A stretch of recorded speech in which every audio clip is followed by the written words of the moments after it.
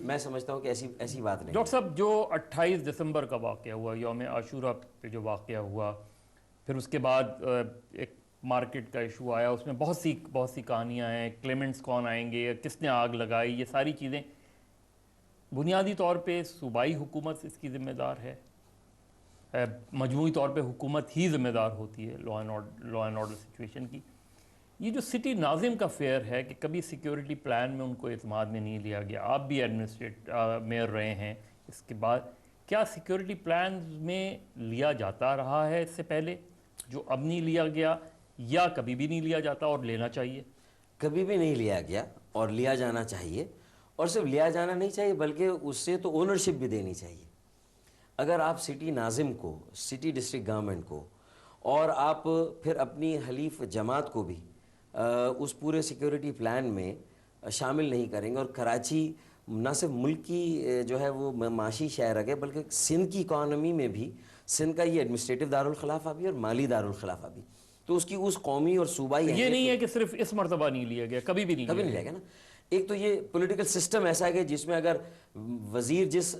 جماعت کا ہے وہ چیف منسٹر کے ساتھ مل کے اور آئی جی، ڈی آئی جی اور سی سی پی او کے ساتھ مل کے جو فیصلہ کر لے. لیکن یہ پولیٹیکلی بھی اچھا ہے کہ بھلے انسٹیٹیوشنلائز نہیں ہے یہ بات، لیگلی ان کے اوپر یہ بائنڈنگ نہیں ہے، لیکن اگر پولیٹیکلی بھی لیے تو بہت اچھا ہے. کون سازش، یہ جو مارکیٹ والا عنصر ہے، کیا یہ اور جو خودکش حملہ ہوا ہے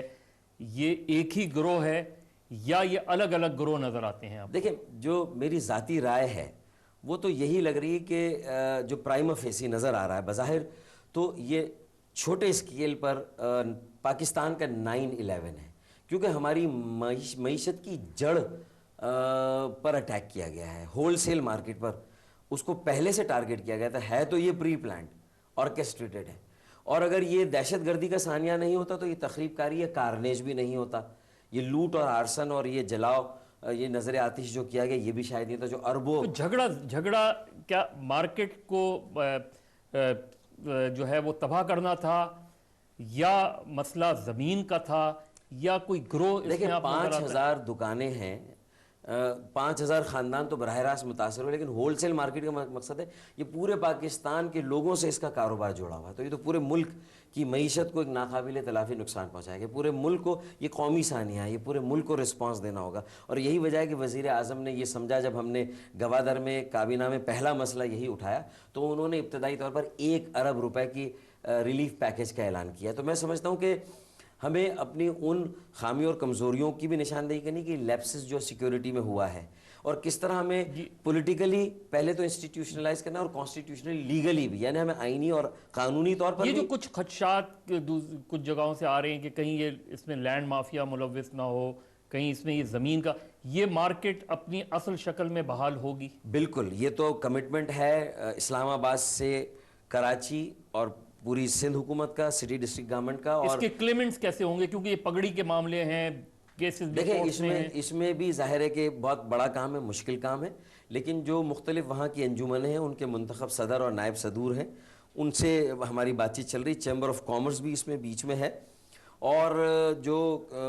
میں سمجھتا ہوں کہ ہم چیمبر آف کامرس کو اس میں ایک بڑا رول دینا چاہتے ہیں، ان مارکیٹ کی انجمنوں کو ایک بڑا رول دینا چاہتے ہیں، اور انہیں یہ ایمانداری کے ساتھ یہ فیصلہ کرنا ہوگا کہ کون متاثرین ہے اور کس طرح یہ 1 ارب روپیہ. میری خواہش تو یہ ہے کہ ریکنسٹرکشن کا پورا جو کام ہے وہ حکومت اپنے سر لے لے، اور یہ 1 ارب روپے سے ہم کم از کم بہترین، اس سے زیادہ بہتر مارکیٹ ہم وہاں پر جو مختلف بلاکس، 3 بڑے بلاکس ہیں، اس میں چھوٹی چھوٹی بلڈنگیں ہیں، وہ میں سمجھتا ہوں کہ دوبارہ ہم قائم کر سکتے ہیں اور بنا سکتے ہیں. وہ ہمارا رول ہونا چاہیے. پھر چھوٹے قرضے دلا کر، آسان قرضے دلا کر، پھر سٹی ڈسٹرکٹ گورنمنٹ کا فنڈ ہے، پھر مزید اگر 1 یا 1.5 یا 2 ارب روپے حکومت سے ہم لے سکیں مرکز سے، پھر صوبائی حکومت اس سے کچھ ڈالے گی، تو میں سمجھتا ہوں کہ یہ امپیٹس ہوگا دوبارہ سے اس اکانومی کو جو ہے وہ ریوائیو کرنے میں. میں یقین کے ساتھ، مجھے یقین ہے کہ ہم انشاءاللہ کامیاب ہوں گے. ڈاکٹر صاحب بالکل آخری سوال ہے، یہ بتا دیں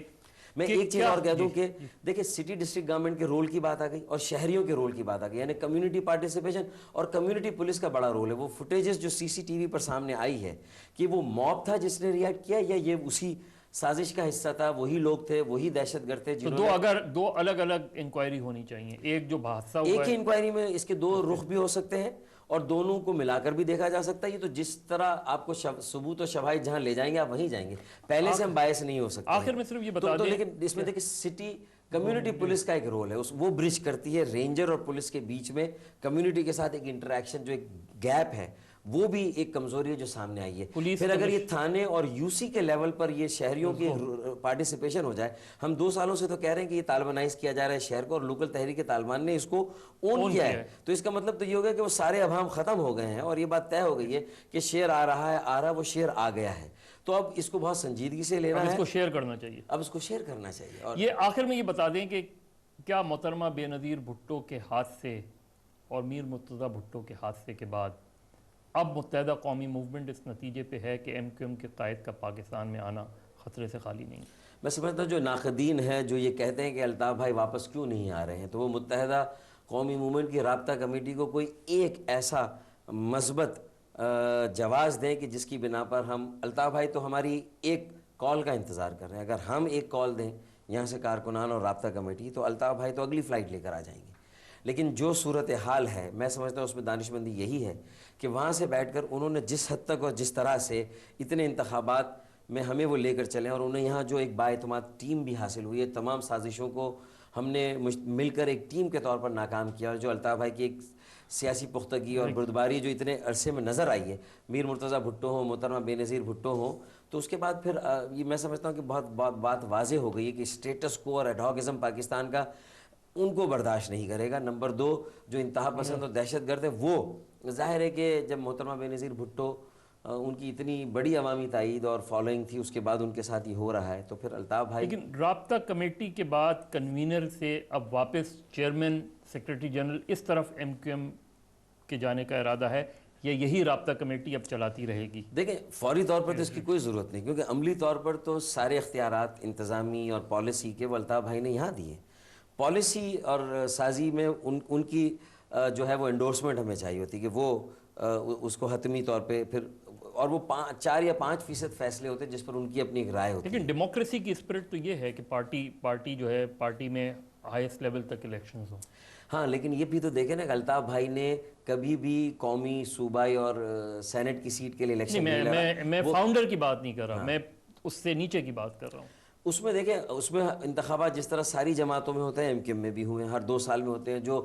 الیکشن کمیشن کی بھی ریکوائرمنٹ ہے، جو قانون کی بھی ریکوائرمنٹ ہے، لیکن پاکستان کا ایک جو 62 سال کی جو ایک سیاست رہی ہے، جس میں سازشیں ہیں محلاتی، اور وہ جس میں پارٹیوں کو بھی تقسیم کیا جاتا ہے، ان کی لیڈرشپ، ان میں مصنوعی لیڈرشپ کریٹ کی جاتی ہے، اس سب کو سامنے رکھے، تو میں سمجھتا ہوں کہ تھوڑا سا بھی اس میں وقت باقی ہے کہ پارٹی میں وہ جمہوریت آ سکے۔ بہت بہت شکریہ فاروق ستار صاحب، یہ تھے متحدہ قومی موومنٹ کے deputy convener doctor Farooq Sattar, جن سے ہم بات کر رہے تھے 2 ٹوک میں۔ آئندہ ہفتے کسی اور مہمان کے ساتھ حاضر ہوں گے، اجازت چاہتا ہوں، خدا حافظ۔